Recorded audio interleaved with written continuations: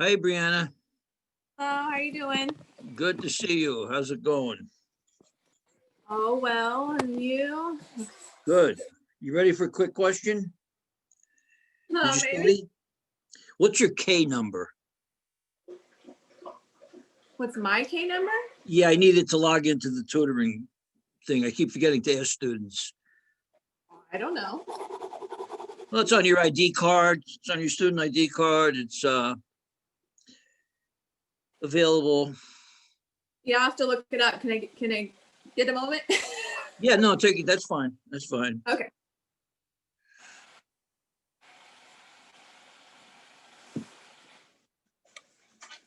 Is that Stephen? You're mute. This is Susan. I have to change my name. Yeah, you didn't look like a Stephen. Sorry. Susan? And what is Susan? and Susan, what's your K number? Could you give that to me, please? 0007 02743. Hold on.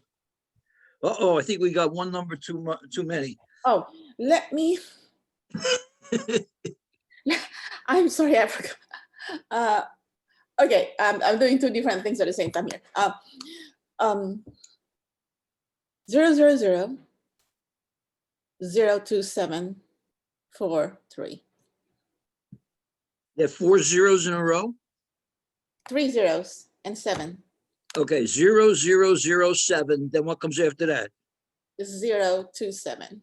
027. Yes. You want me to put it in the chat? 43. 43. 0007 0243. Just a minute. Let me put it in. I'll put it in the chat. How's that? There you go. Good thinking. That would be better. Good thinking. We'll get this meeting going. Yes. How about you, Brianna? Did you find it yet? If not, give it to me later. Yeah, I'm looking it up right now. Either put it in your chat if you're in the middle of a conversation. Please. Yeah. Chat away. Because I must keep track of these hours and I'm doing a lousy job. Susan, what class are you in? What course are you taking? Oh, you're in my class. That's why you're here. I'm getting so mixed up. I'm getting so mixed I just up. well, I'm in the right place. I was tutoring last night for over 4 hours. I just send you my number. I got it. Thank you. Thank you, Susan. Okay. Maybe wait another minute or so and we'll get going. Jacqueline is joining us. All right. Hi, Jacqueline. Jacqueline is mute. Hi. Hey, how you doing? Well, you got the old mess going out there, huh?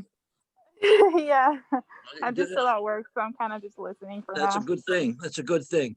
Okay, you're the early birds. So let's get going here. You probably know there's a test a week from tomorrow, right? On chapters 1 through 5. And we've lectured on the first 3 chapters. And we also did quite a bit on chapter 4 in the chapter 3. So what we're going to do today, we're going to go over chapter 4 and hopefully get into chapter 5, which is a smaller piece of information for the test. It's not terribly onerous, okay? What is the date of that test? What date? I think you have over the weekend to do it. It's in the, if you look in the modules, you'll see it there. Okay. Thank you. Yeah. On the first 5 chapters, okay? So let's see if we can get started here. Hopefully I can share a screen. Do you see the PowerPoint now? Yes. Okay. Okay. I always have to verify. One time I babbled for like a half hour before one of the students said, you know, Bob, there's nothing on the screen except your face. Okay, here we go. Okay, in chapter 4, in chapters 1, 2, 3, you learned how to put the financial statements together. And we learned about the trial balance.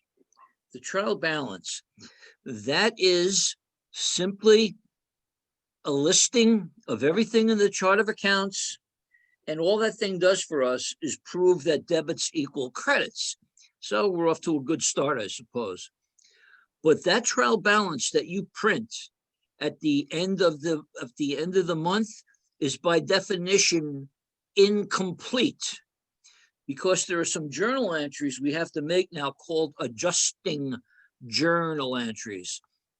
These are internal entries. Everything we've done before up to this point are external. What that means is there's an outside party to the company involved. Here we are preparing internal adjusting entries, and every company in the world does these, okay?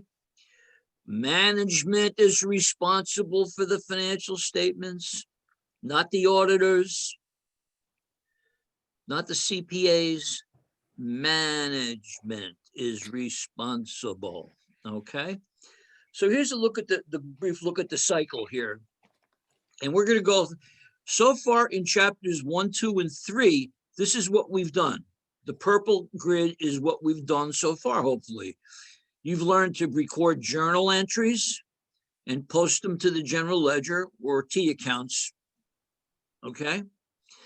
And you've learned to prepare the trial balance,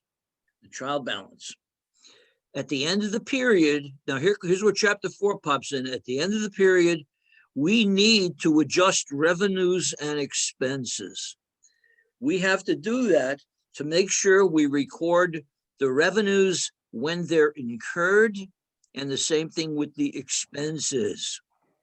So these adjusting journal entries are going to be pretty much a search for unrecorded expenses and maybe a couple of revenues.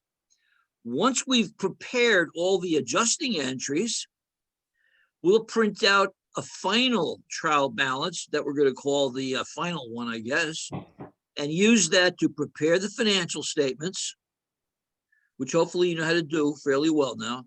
And then once we're done, we can take a deep breath, go. And the only thing we have to do then is close out.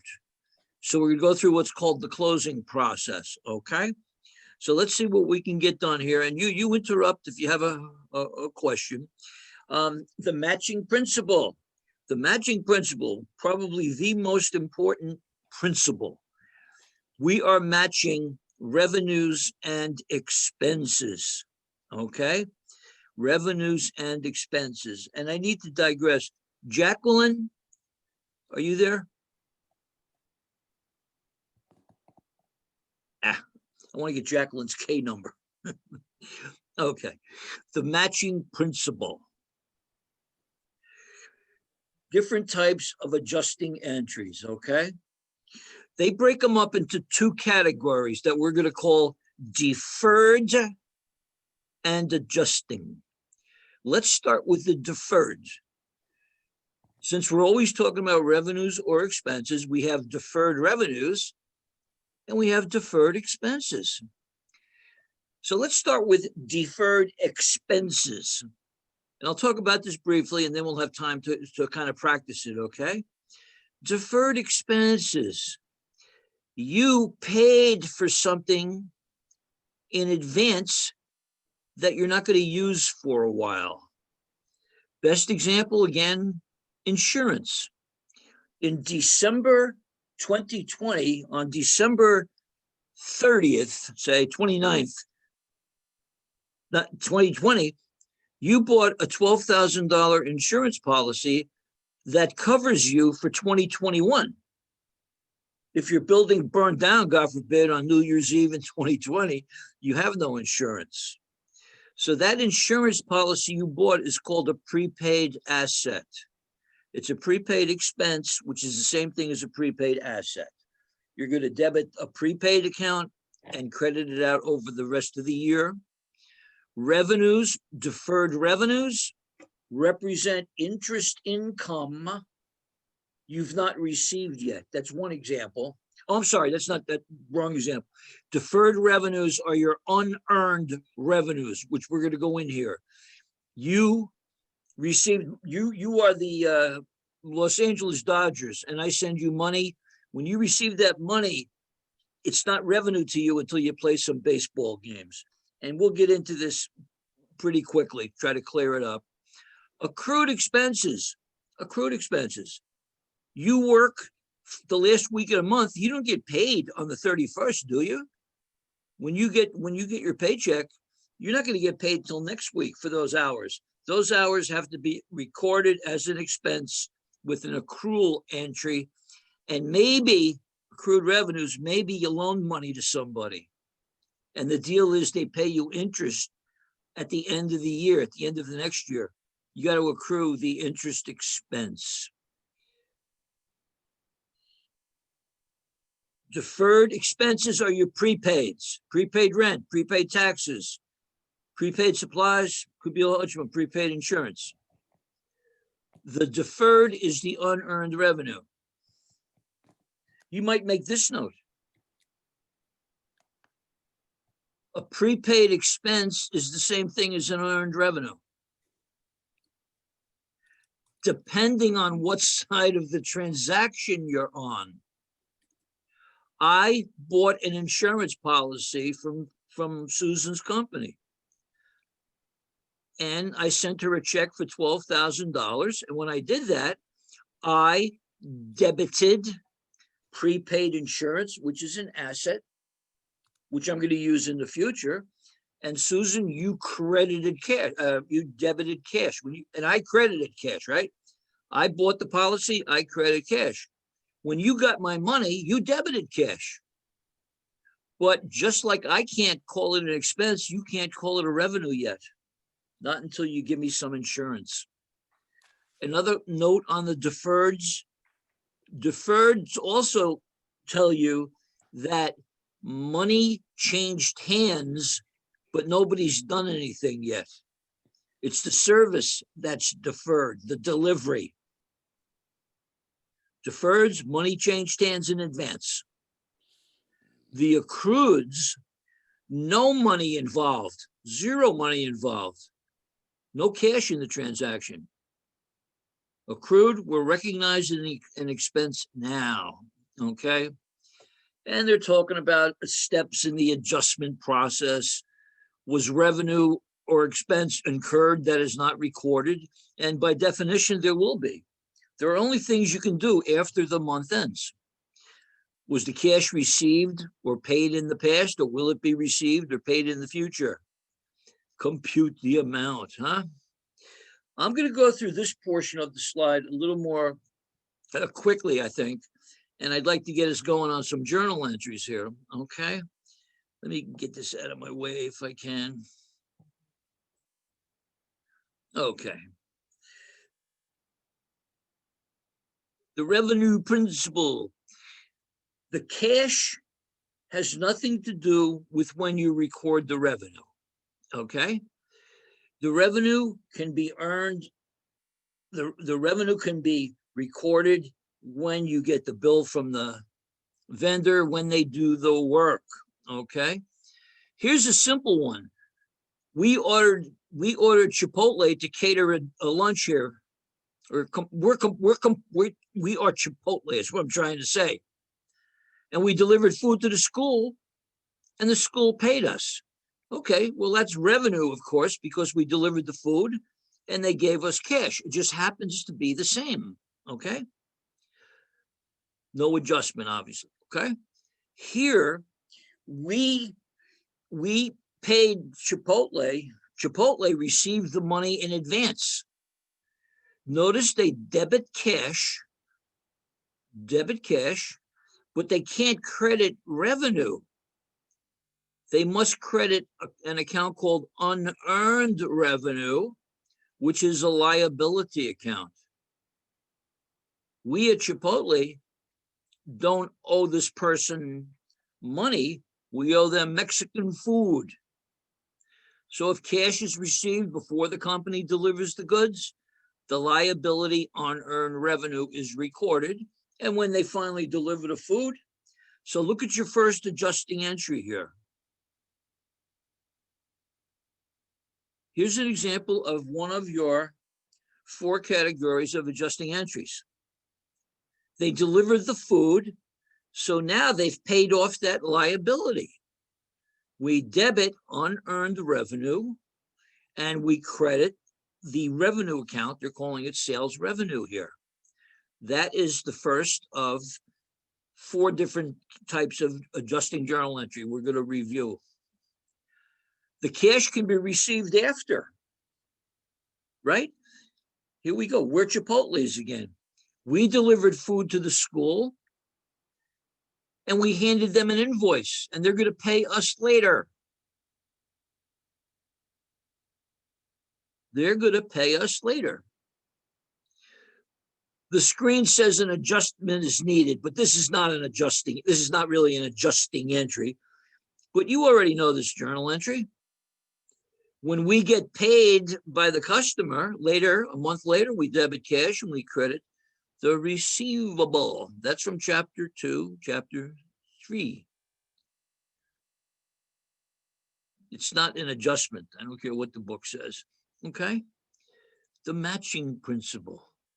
When cash is paid, now here we're on the expense side.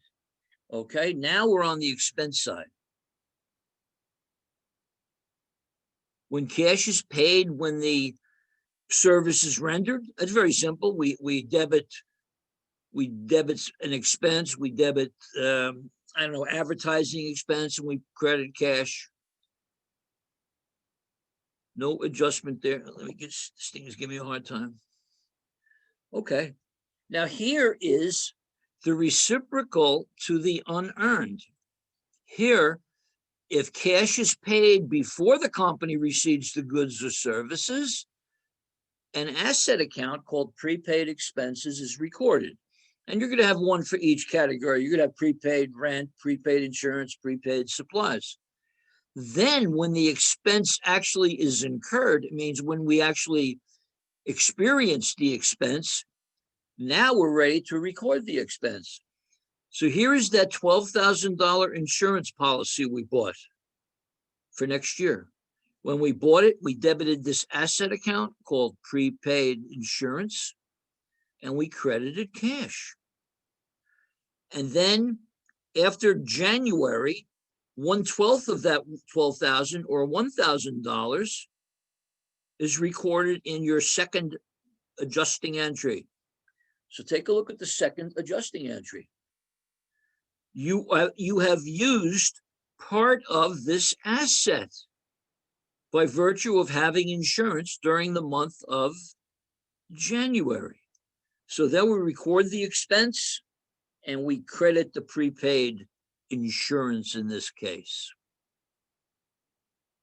Here, they're calling this an adjustment. It's really not. This is just accounts payable. Somebody delivered us food, or we bought some food from Chipotle, and Chipotle says we can pay them back in 45 days. This is not really an adjusting entry. This is something you've been doing all along. Now, here's another way to kind of present the adjusting entries. Like I said, there's 4 basic types, right? We're going to worry about revenues and expenses. That's what adjusting journal entries are all about. They are an attempt to hunt for unrecorded revenues and expenses, mostly expenses, okay? So we have the deferred revenue and the deferred expenses and the accrued revenues and accrued expenses. This is a useful grid for studying. Deferred revenue. Deferred revenue, previously recorded liabilities that were created when the cash was paid in advance. Cash was paid in advance, and we can't earn any revenue until we perform the service. I'm a big sports fan. I send the Dodgers season tickets, right? I just sent them a check for $40,000, right? For season tickets next year. Well, when they get my money, they debit cash, but they can't call it sales yet. They can't call it revenue because they didn't earn the revenue. They earn revenue by playing baseball games. And that's when you write the adjusting journal entry. Remember I said that deferred revenues are the same as deferred expenses? Well, the Dodgers debited cash and I credited cash. The Dodgers credited unearned revenue and I debited prepaid ticket expense. So my adjusting journal entry is going to be a credit to the prepaid account and a debit to the expense. Again, deferreds, money changed hands, but nobody did anything, okay? The accruals are accrual entry is the recognition that we've experienced an expense, and not only have we not paid for it yet, we may not even have a bill or a hard number. We may actually have to estimate the number. Yeah, financial statements have estimated numbers. A good example is your electric bill, huh? The month ends on January 31st, and you're looking at the trial balance and you see a big fat zero for electrical expense. We know we used electricity and that it's a legitimate expense, but we're not going to get the electric bill for another 3.5 weeks. So we must estimate a number. Not too hard to do in the mild climate out here. And what you might do is you look at the prior couple months. Well, let's see. December, it was 1,000. November, it was around 980. October, it was around 1020. Let's accrue 1,050. We'll estimate. Now, when I say estimate, it has to be a reasonable estimate. And there's an accounting term for that called systematic and rational. These kinds of estimates must be based on a systematic and rational basis. Okay. Man, we're looking at these slides in all different ways, huh? Accrued revenues. These are the two revenue items, and these are the two expense items. Accrued revenue, that's your interest, unearned revenue.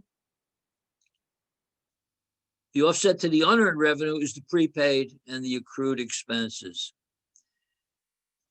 The trial balance, it's just a listing of each item in your chart of accounts in the proper order, starting from cash all the way down to your final expense. It goes in order: assets, liabilities, equity, sales, and expenses. And it's just two columns, one debit column and one credit column. Not too tough. At the end of the month, you're going to push the button on your machine and you're going to say, print me the trial balance. And here it is. Okay. Let's take a look at it first, though, huh? Let's see if we can, what we notice here. Well, the first, I'm sorry. I got the happy fingers sometimes. I'm looking at wages payable. I don't see a number there, huh? There's no number for wages payable. But we know our employees worked the last week of that month. And we know we're not going to pay them for another 2 weeks. But the hours they worked in this month here is where the expense should be recorded. I don't see any supplies expense. We know we use supplies. And there's another, I see something else that's not there. Forgive me again. Something else I don't see any depreciation expense. So we got to figure out what we might be missing here.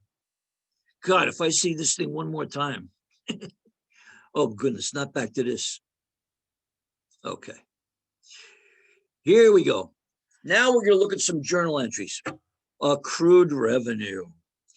This is basically interest income, okay?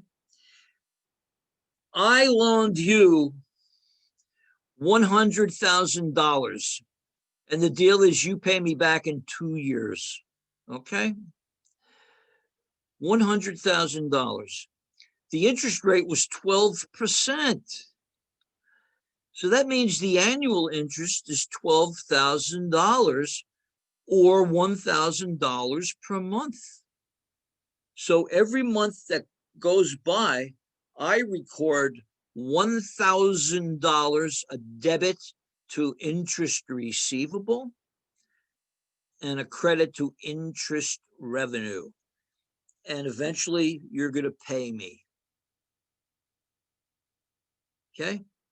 Here's what we had in the trial balance before. Chipotle's interest earned an additional amount of $200,000, $200 during the year, but no cash interest has been received yet. The adjusting journal entry is this. Let's take a look at it. This is the first time you see an adjusting journal entry. Their investment earned another $200 during the quarter. So this investment pays $800 a year. And I just want to go back and look at something here that kind of makes me chuckle a little bit.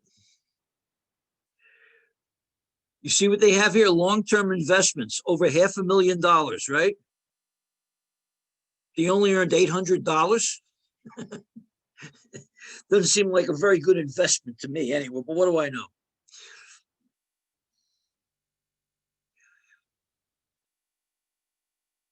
Make sense, Susan? How we doing? You okay, Jennifer? Am I losing anybody?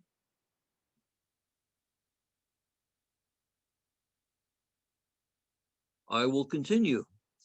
Here are the unearned revenues. A gift card. We love gift cards, huh?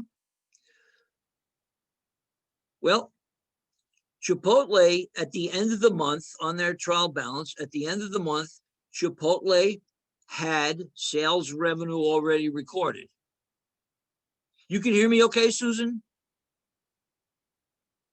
Okay. Yes, I can hear you. Thank Okay. you. Okay. Customers, at the end of the month, we ran the trial balance, and the revenue, sales revenue right now is 107,700. That represents sales that they made of people actually buying food. People came into the restaurant, they served them. It's that kind of revenue. It's catering revenue. And you notice on the trial balance at the end of the month, they had $38,700 of unearned revenue. Now, what they're saying is the month has come to an end and gift cards have been redeemed, 17,300. That becomes the revenue for our journal entry. Let's take a look at it. We debit the liability account called unearned revenue, and we credit the sales revenue. Take a look at your general ledger. At the beginning of the month, we had $38,700 of gift cards that had not been redeemed. During the month, people bought food using those gift cards, and that totaled 17,300. So Chipotle no longer owes 38,700 because they redeemed 17,300. There's your new balance. The sales of in-store buying was here. Now we can add the gift card revenue on top of that, okay? Your two revenue adjusting entries. Let's look at the deferreds here, the other deferred. The deferred. Same thing as unearned revenue, only now we're on the buying side. Prepaid rent, advertising. Prepaids, deferreds, cash paid in advance, expense deferred till later. Okay, they have a bunch of prepaid expenses here. They're not telling you which ones they are, but that's okay. Could be rent, could be depreciation, could be a lot, not depreciation, but it could be taxes, whatever. So at the end of the month, when we ran that trial balance, the balance was 150. And we had various expenses that we had already recorded. Now the month ended and we went back and we said, you know, we used up $40,000 of that insurance policy and we used up $50,000 of the prepaid rent. And we had something else, maybe supplies. So our journal entry is going to be a debit to the expenses. I'll leave that up there for a moment. The prepaid expense at the beginning of the period was 150. We know that we consumed 93,400 of that amount during the month, leaving us with a balance of 56,600, okay? And our expenses went up from 167,500 to 260,900. All right.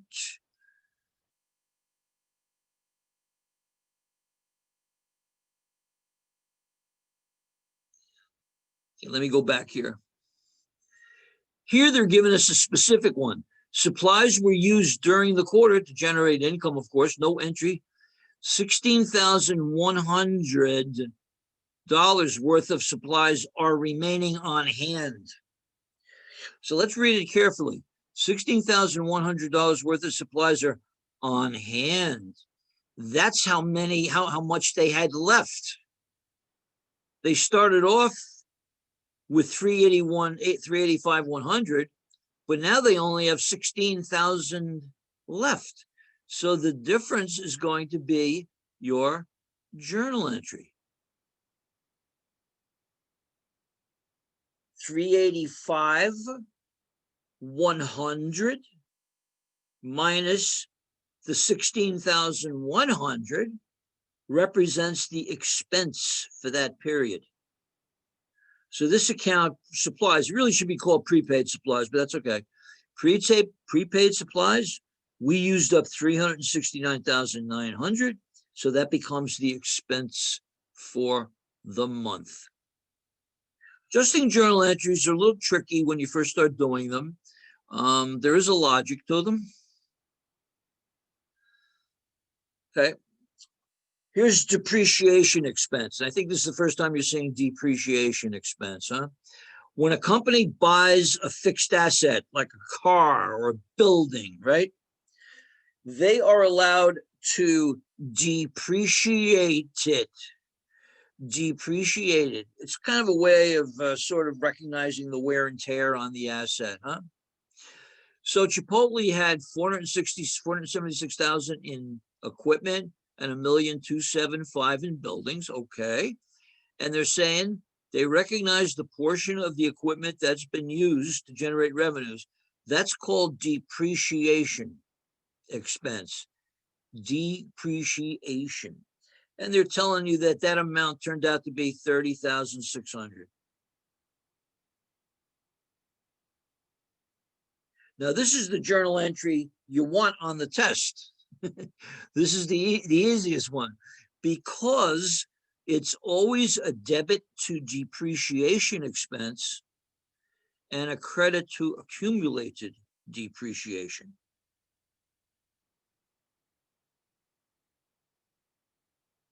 Let's understand here.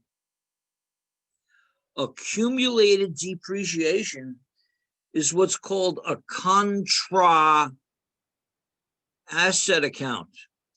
All contra accounts are married to somebody. Accumulated depreciation is married to the equipment. Okay? You see those numbers on top of the grid, the 476,300 and the 1,275,000? That's what we paid for the equipment, and that's what we paid for the building.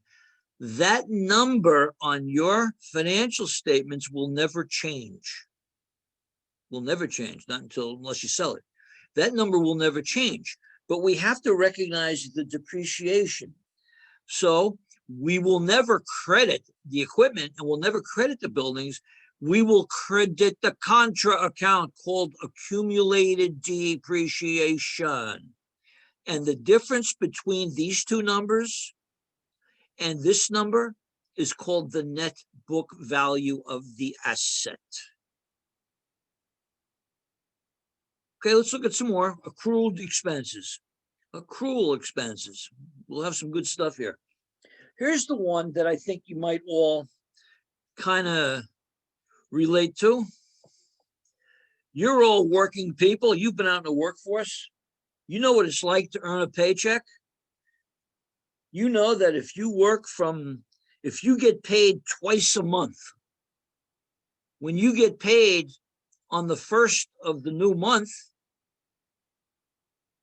the end of the new month, that's paying you for the prior 2 weeks. So we have to accrue it at month end. Chipotle had already paid $177,000 in wages. That's the amount they've already paid. They pay on the 1st and the 15th. The next payday is April 1st. So what happened in the last 2 weeks? Employees during the last 2 weeks have earned total wages of $67,200.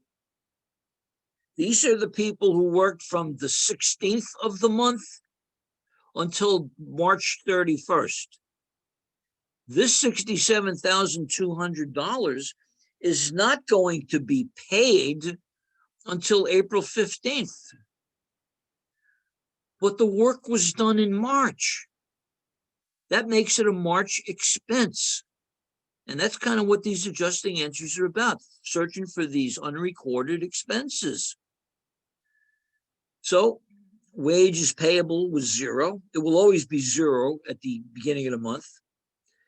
Here's the 177. This represents the payroll from the 1st of the month through the 15th. Now we have to record that last half of the month.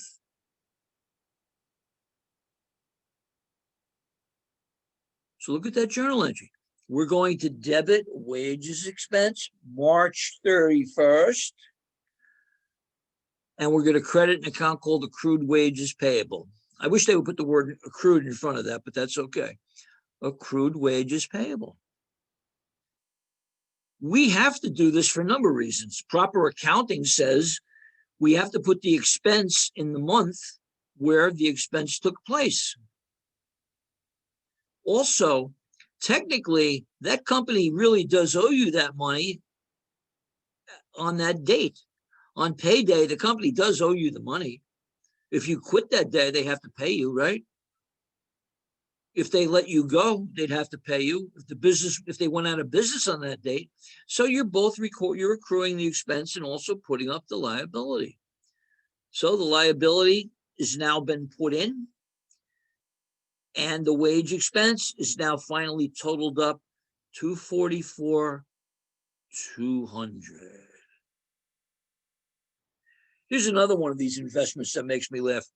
Chipotle owes a total of $287,900 in long-term notes payable. And as much of this is interest bearing. So somehow they were able to borrow almost $300,000 and only have to pay back $800 a year. Man, I love to borrow money like that, huh? So let's see what we're doing. They're telling us that the interest of $200, actually, yeah, it's $800. $200 is interest expense because the interest builds up month after month. We have to record it monthly, or in this case, quarterly. If the lender said, you got to pay me back on March 31st, well, we better have this $200 accrued. Debit interest expense for $200. Credit interest payable. We had no interest payable on the trial balance. Now we do. We had no interest expense on the trial balance that we printed. Now we do. Adjusting journal entries. Let's take a look at this. This is, sorry guys. Whoa, my bad. You can still see the PowerPoint, right? Okay. You see the PowerPoint? Just nod your head if you see it. Yes. Okay, thank you. I thought I might have lost us. Okay. Here is the unadjusted. This is the one we looked at earlier. You see wages payable, nothing. I don't see any interest expense, etc. I don't see any depreciation expense. We just did all those adjusting journal entries. And now when we record those journal entries, it's going to start putting these numbers in here. So let's look at the finished product. Here is our final adjusting trial balance. This is the final adjusted trial balance. So look at all this, look at all the things we just did. We had not recorded any supplies expense, and now we have supplies expense. Remember that big 369,000? They had 85 to begin with. We recorded $200 of interest coming to us. The accumulated depreciation number went up. We now have unearned revenue number that's been reduced because people use those gift cards. Wages payable is here now. Interest payable is now here. And here are the expenses. Wages expense, 244. Interest expense, 200, etc. Now we have the final trial balance. Now we've done the hard part.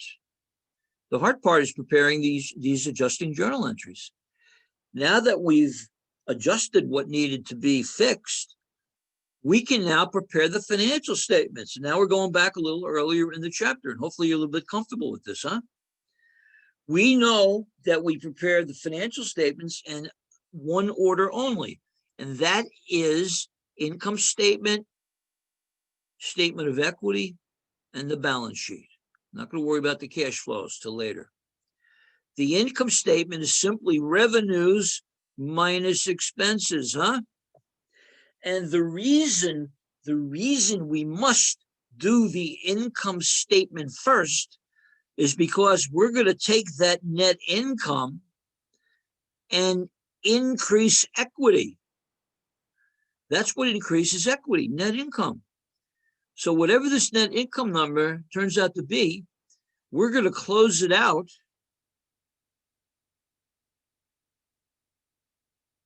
we're going to move it up to retained earnings, okay? Now that we have the equity number, now that we have the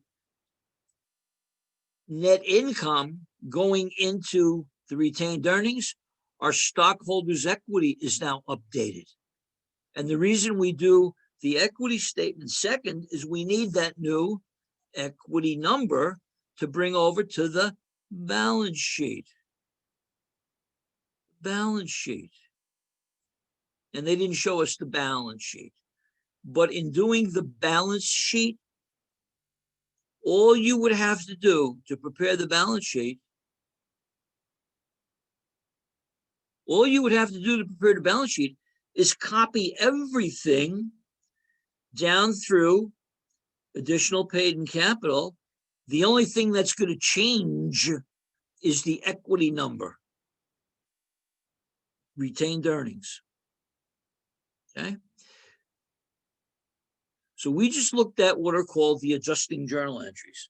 Now, you ready for another complication? At the end of the month, the balance in all of your revenue accounts and the balance in all of your expense accounts must be 0. You must zero out all the revenue accounts and all the expense accounts, because we want to start the new month with a blank slate when it comes to the income statement. And also, we're zeroing it out, but we're also putting it into retained earnings, okay? These are called closing entries. And these are easy.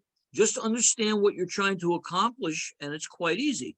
What we're going to do is we're going to zero out every revenue and expense, because the revenues and expenses and the gains and losses are called temporary accounts. And I think we went over this a little bit earlier. Temporary accounts or nominal accounts, and they are closed at the end of the period. We have to close dividends as well, even though it's not an expense. Revenues, expenses, they get zeroed out. They suggest doing it in these steps, and I think these are excellent steps. In your first journal entry, close the retained earnings. Retained earnings is a part of equity and has a credit balance. We'll all agree, right?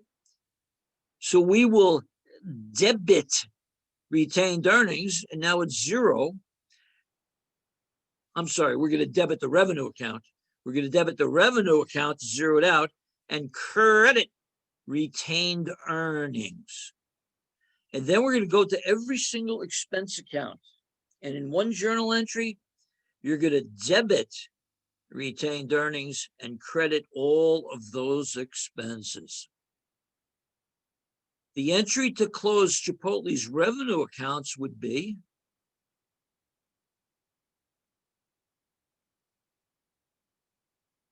so let's try to understand this. We need to bring the net profit over to capital because the company was worth, say, zero at the beginning, and now they've earned a profit. How do we bring that profit into the balance sheet? We do so by closing the revenues. We see that sales revenue is now zero. Interest revenue is now zero. We add them up, it's 1090, 400. So those sales have now been moved into retained earnings. It has increased the net worth of the business. The capital has gone up, okay? We do the same thing with the expenses. So here we're going to debit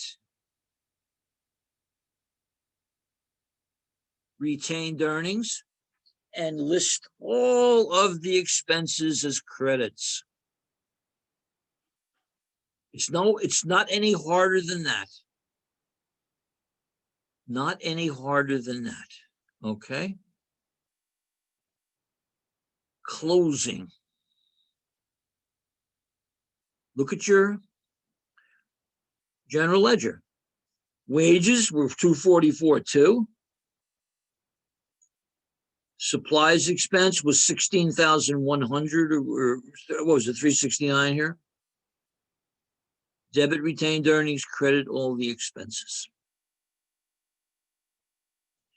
This is another way to do it. I'll let you decide if you like that or not. Okay. So far in chapter 4, we learned about adjusting journal entries, which are deferreds and accrueds.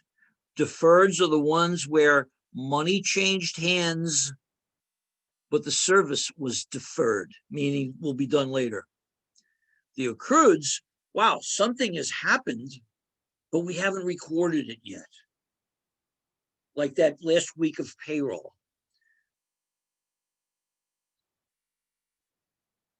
Finally, at the end of the month, after we have done all the closing entries, all we need to do is run what's called a post-closing trial balance after the closing. After all the temporary accounts have been closed, we prepare a post-closing trial balance. And guess what? All you're going to see on it are assets, liabilities, and equity. How come? Because all revenue, expense, gains, and loss accounts now have a zero balance. We moved it into the equity. So look at this. Cash through retained earnings. Net profit margin, I'm not going to worry about that. You're going to have a whole assignment, you're going to have a whole project called the FSA on this. But we'll take a quick look. I think you'll find it interesting. Chipotle, or this Papa John, where'd Papa John's come from all of a sudden? Papa John's had net income of 103 million on sales of 1710. You divide it out, it comes to 6.02%. That's how much they earned as a percentage.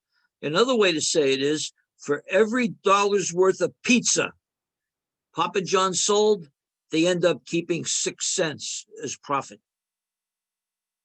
Okay. What do you think, Brianna? Doing good over here. You following everything? I think so. Oh, you have your son with you again? Yes. Hiya, pal. You ready? We got to take a quick 1 minute break here. You can see me okay? It's just a photo of you. You ready, buddy? Da, da, da, da, da, da, da, da, da. Anyway, you get the idea. I do this on Zoom with my stupid grandnephews and people back in New Jersey.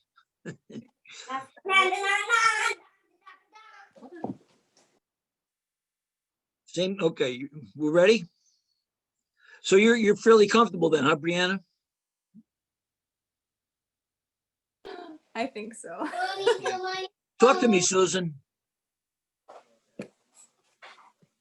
Yes, yeah, I will, it will come together at the end of the chapter. Yeah. Could you do me one other favor, Suzanne? Yeah. In case I still haven't filled up on chat, could you write down your K number for me? I did already, it's done. Oh, good. It's already there. Okay. Privately on your personal, in your private conversation. Sounds good. Let's take a quick look at chapter 5, okay? And the reason for this, it's not that much, and I am pushing ahead just a little bit. We can then use next week to really review for the test, okay? So with that in mind, let me entertain you. You never heard that, I don't think. Uh-oh, come here, you come here. Bob. Yeah. I never went to your office. I never signed in your office hours, but are you always there every Monday to Friday? So Our class is Monday and Friday at noon, yeah. No. I'm talking about the office hours. Are you there or do we make an appointment? Tutoring is from 5 to 7, Tuesday, Wednesday, Thursday, Friday. I'll be there tonight at 5, and also Saturday at noon. Oh, okay. So you're just waiting for students to show up. Yeah, first come, first served. You know why it's good to come to the tutoring, even if you don't have any real questions. You come there and maybe there's a few students from your class and you hear them talking and it kind of helps sink the material in a little bit. All righty, sounds great. Okay. Okay, chapter 5. This will not take terribly long. Let me get this thing set up. Nice and big. Big.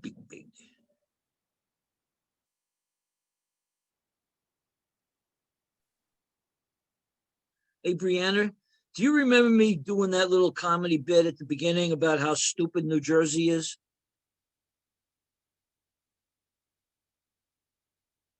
Not Brianna's tied up. Yes. No.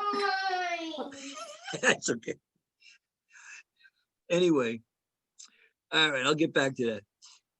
Here we go, chapter 5. This here is not really accounting numbers, but there are a couple things I'd really like you to, kind of understand, huh? Sarbanes-Oxley Act, Sarbanes. Just, that's a law that anyone who works in business should have in their head at all times.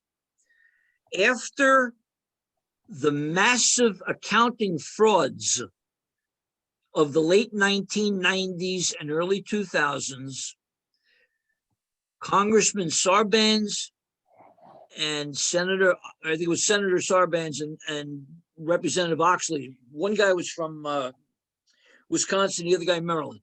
They put through a law that strengthened the reporting requirements. Believe it or not, until this law, a company puts out a bunch of financial statements and they're terrible. They're done wrong, and people lost money. Would you believe management used to be able to say to the president of the company, he'd say, "I'm not the accounting department. You can't blame me." Those days are over. So Sarbanes-Oxley.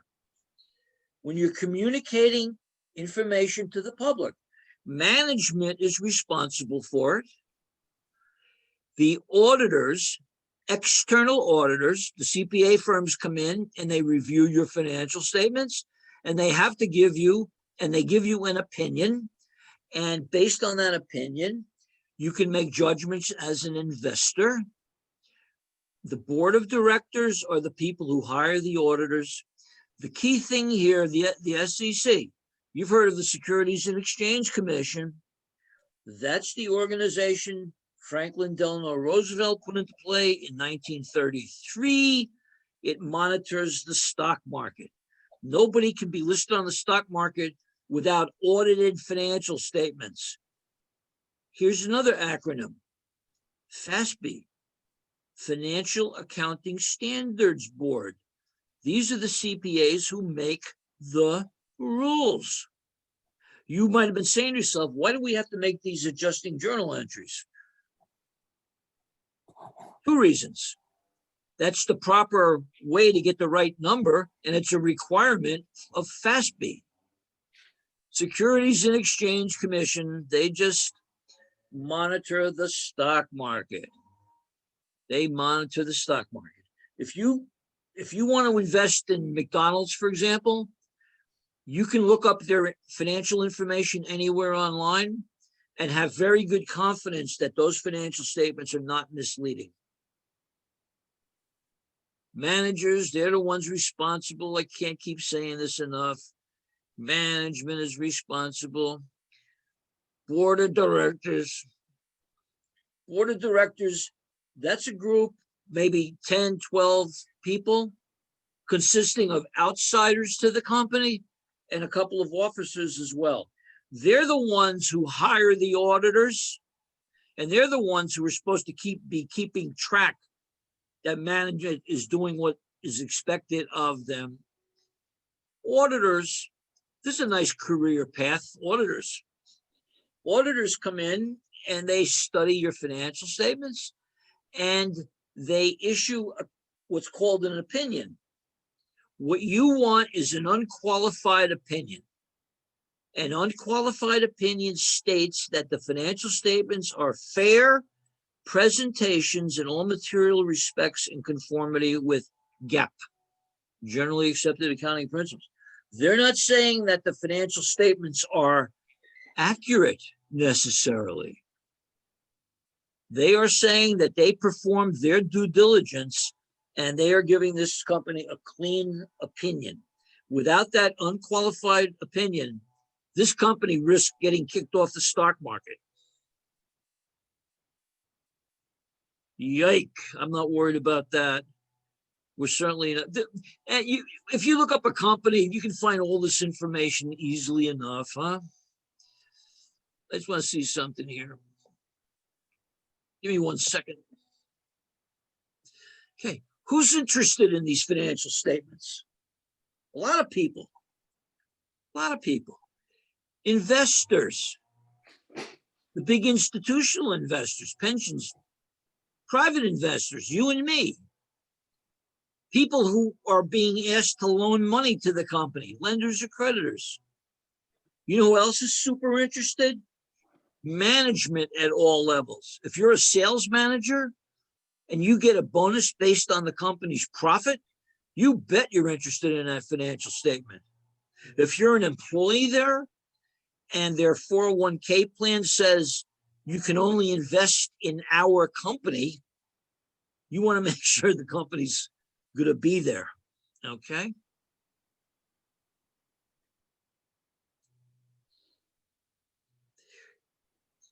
Fair disclosure, not to worry about it. Insider trading. Have you ever heard that expression, Susan? Insider trading? Yes. Insider trading with knowledge that's not out in the public. You know Martha Stewart? Yes. She's another crook from my part of New Jersey, by the way, but I digress. Anyway, Martha Stewart is one of the richest women in the world. And she invested in a company. And she was on her private plane when she got a phone call from one of the people in the company. And they said, hey, Martha, I got bad news. Our drug trial failed. The drug we were hoping to get approved tomorrow is not going to be approved. So you better sell your stock now. So Martha Stewart from the plane called the stockbroker and says, sell all of my stock. He sold it. And then the next day, the announcement was made, and a lot of people lost money, right? Martha Stewart did not lose money yet because she was trading with inside information. You do know what happened to her, though, because of that, right? She ended up in jail. She went to jail for close to a year, didn't she? And you know how much money she saved? $30,000. That's not much money to her. Insider trading. Oh, press releases. I'm not worried about that. Disclosures. Let's see if there's anything worthwhile here. The disclosure profit.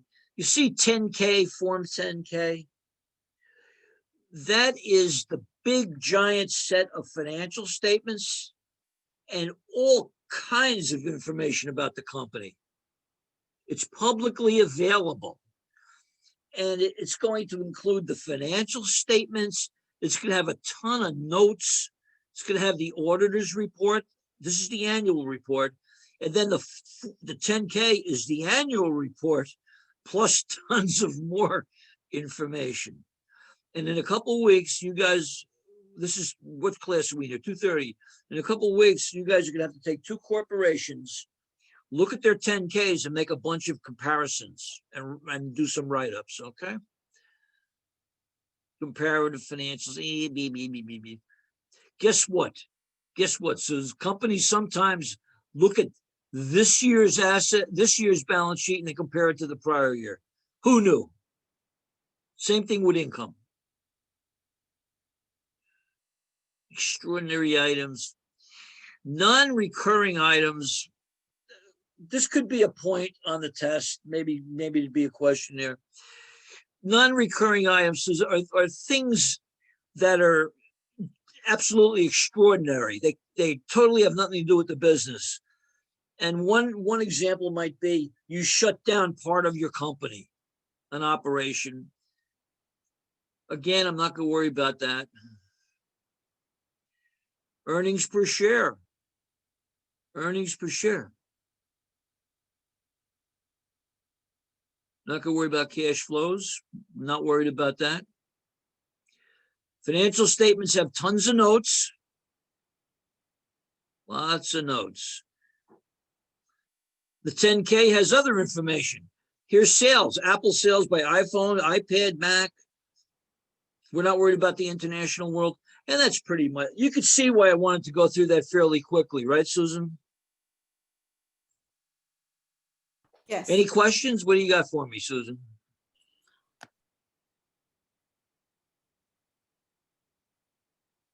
Oh, I don't have any questions right now, but I Okay. will. Okay, After- you think you followed it a little bit? Yeah, I'll read the chapters and then I will probably have questions for you tomorrow. That's good. That sounds good. Next week, test review. And like I said, I'm available 5 o'clock today, noon tomorrow. We get a few of your classmates here every time usually. I don't know about Friday night though, huh? I don't think so. I think they're all gonna be, these are young kids. They got social activities. Yeah, exactly. You're a 19-year-old college student. The first thing you say, wow, I hope I get a late Friday afternoon class. Not really. Okay. Anyway, All right, okay. I'll let you go, pal, okay? Thank you. Thank you so much. Okay, talk to you later. And what's your last name? Stewart? Parlin? Yeah, Harlan Stewart. Parlin, Yeah. Susan Parlin Stewart. Thank you so much. Bye-bye. Bye.